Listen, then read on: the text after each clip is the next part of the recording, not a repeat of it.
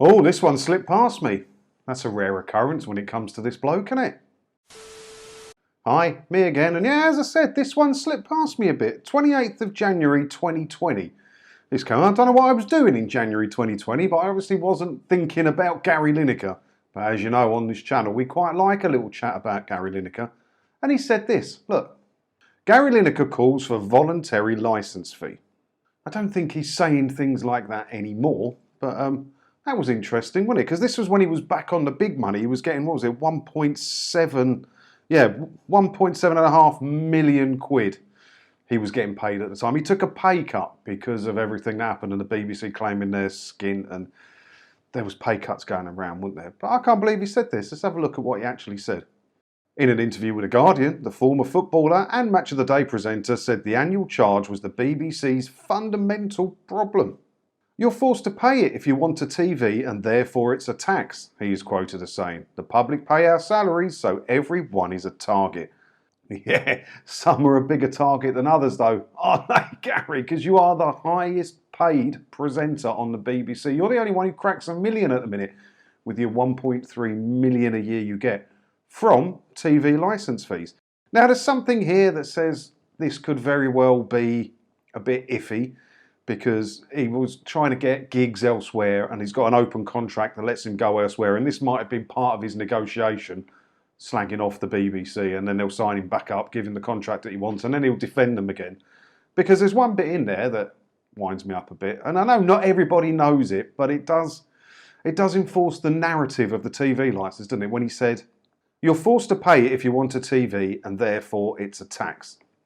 Well, you don't have to have a television licence just because you own a TV.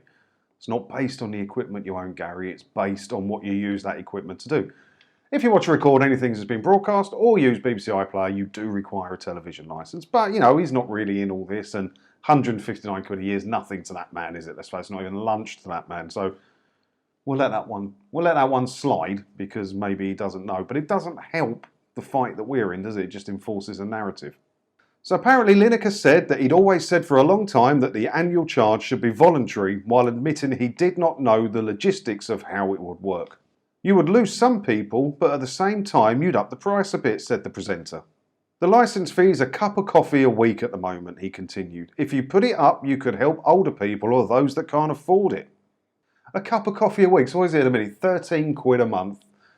So 3.5 quid a week. Yeah, I suppose it is a cup of coffee a week, but I'd be buggered if I'd go spending 3.5 quid on a coffee in a shop. I've got a travel cup and that goes where I go, and I fill it up at work and I fill it up at home. I do not pay for overpriced high street coffee. I might get the odd McDonald's one, but it's quite cheap, the McDonald's coffee, isn't it? But yeah, I don't know. They live in a different world, these people, and I don't think if you made it voluntary to pay it, very much as the system is in Japan. There is a television licence fee in Japan, but if you don't pay it, nothing will happen to you, nothing will come of it. You won't get any stupid letters or people knocking on your door or anything like that. So it's basically voluntary. And because it's voluntary, what percentage of people do you think pay it in Japan? I think it's about 92% don't pay it. So 8% of people choose to pay it. If they made it voluntary in the UK, the BBC would be out of business in a month, wouldn't it? Because no one would pay it. Especially at the minute with the way things are. I know there wasn't a big issue when he was talking about this, but there is now, and people need every penny they can get. If they made it voluntary now, that would be it. No one would pay it, would they? No one would pay it. No, it'd be a few diehards, because some people really do love and defend the BBC. And good for them. They're more than welcome to do that. If they like the BBC or they work at the BBC, they've got ties to the BBC, they love the BBC for whatever reason, good for them. You're allowed to defend it the same way that I'm allowed to fight against it. Everyone's allowed to think what they want to think, isn't it? But I just reckon if they made it voluntary, hardly anyone would pay it. What do you reckon? Now, yeah, I know it's a bit of an old article and it's not that relevant to what we talk about nowadays, but we do like to talk about Lineker here, don't we? Because he is the poster boy for the anti-TV licence fee fight. Nobody likes Lineker's salary. 1.3 million a year for talking a couple of times a week on the sofa with your mates about football. Any other pundit would do it for 100 grand just to be on the telly. They would.